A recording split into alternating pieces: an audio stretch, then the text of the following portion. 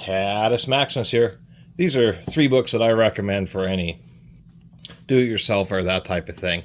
I've talked about the Pocket Ref. This is by Thomas J. Glover. Is one of the most common and useful. It has a huge number of pages, 800 and over 850, and it just has all sorts of charts and references to all sorts of things, from drill and cutting lubricants to standard sheet metal thicknesses and how much those sheets weigh, to information about paints, minerals, just all sorts of stuff. And it's actually a pretty handy little book. Probably the worst thing is everything is so tightly such small printing. God, I'm trying to say it right. We have all sorts of things about bolts and threads, bolt grades, their strengths for specific bolt sizes, that which is their clamping force for a given thread and size. Actually pretty handy when you're making stuff, because it gives you an idea of how robust the fasteners you have are. Big deal. This is something carpenters would be more familiar with. Actually, not a commonly found book, oddly enough, even though I think they're sold at a lot of stores. So this is a book for speed squares. One of these things here. And so it's actually, these are pretty versatile once you know how to use them, particularly for rafter angles and you're building A-frame type roofs. And that's all this is. It's just a general book on how to explain the speed square, all about it, describes the scale, the angle scale here, and then just give you a bunch of charts as well as specific photographic or depicted uses for the tool. It's actually a pretty handy little book, pretty small, but really helps demystify the speed square. And surprisingly enough, one I really do recommend is Rigging, just because it gives you just a lot of information about not just hand signals for crane operators and that type of thing. It has various charts for you to determine the weight of whatever you're lifting, like, this section for lumber, steel and aluminum plate sizes, various turnbuckles and hardware explanations.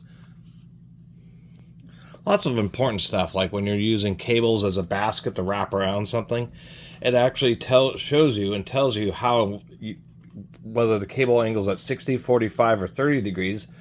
The tighter that you have it wrapped and the less of the loop that's able to go vertical makes a dramatic difference in the amount of weight. The difference between 60 degrees and 30 degrees is nearly half the load capacity.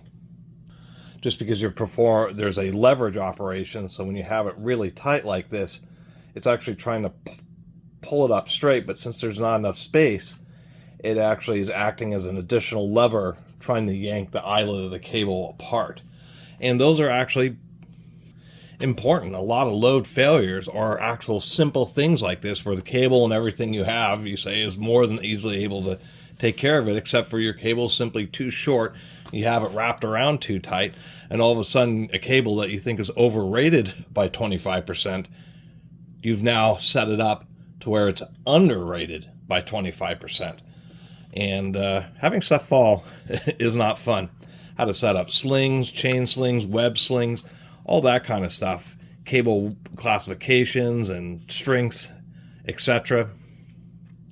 Even includes a section of training and products by the CIA, which I think is really special in a rigging book. That would actually be